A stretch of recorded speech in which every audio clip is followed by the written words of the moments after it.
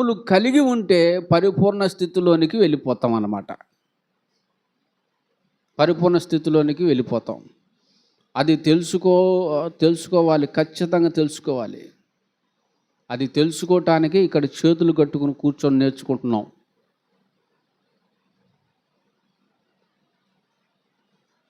ఇక్కడ ఎందుకు నేర్చుకుంటున్నాం జాగ్రత్తగా అంటే అందుకే,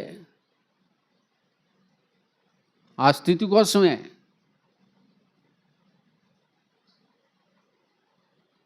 ఆ స్థితిలో ఉన్నటువంటి వారు, చేరినటువంటి వారు 12 లక్షణాలను కలిగి ఉంటారు. వాటిని ఖచ్చితంగా కలిగి ఉండాలి. అందులో ఒక 6 చెప్పుకున్నాం మనం. ఏంటి 6? సీరియల్గా చెప్పండి. సీరియల్గా దీనులుగా, యాత్రికులుగా, పరలోక ప్రయాణంలో, ఆత్మయాత్రలో ఉన్నటువంటి మనము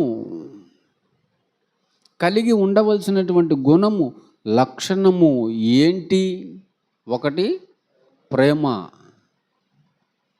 ప్రేమ కలిగిన వారిగా ఉండాలి.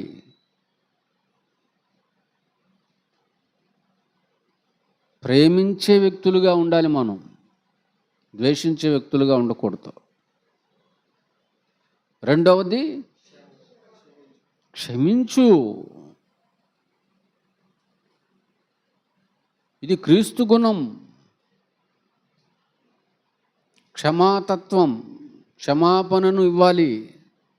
ఆయన ఇవ్వలేదా? మనల్ని క్షమించలేదా? అలాగే మనం కూడా క్షమించాలి. ఇవన్నీ మనం నేర్చుకుంటూ వచ్చినటువంటి విషయాలు. 3వది తగ్గించుకో. ఆయన తగ్గించుకోలేదా?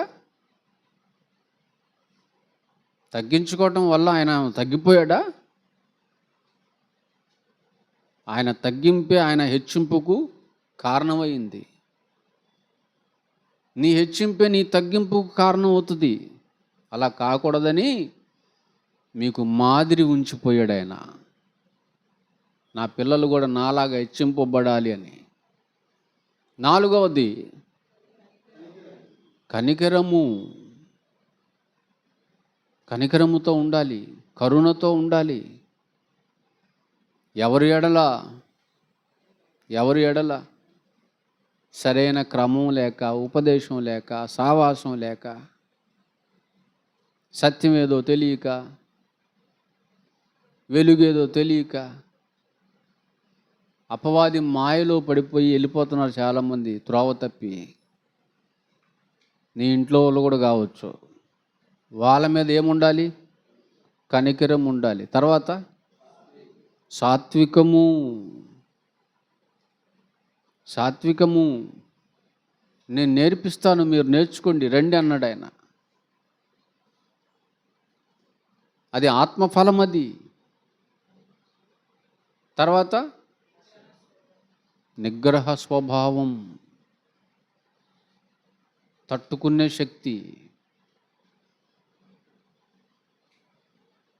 తట్టుకునే సామర్థ్యం.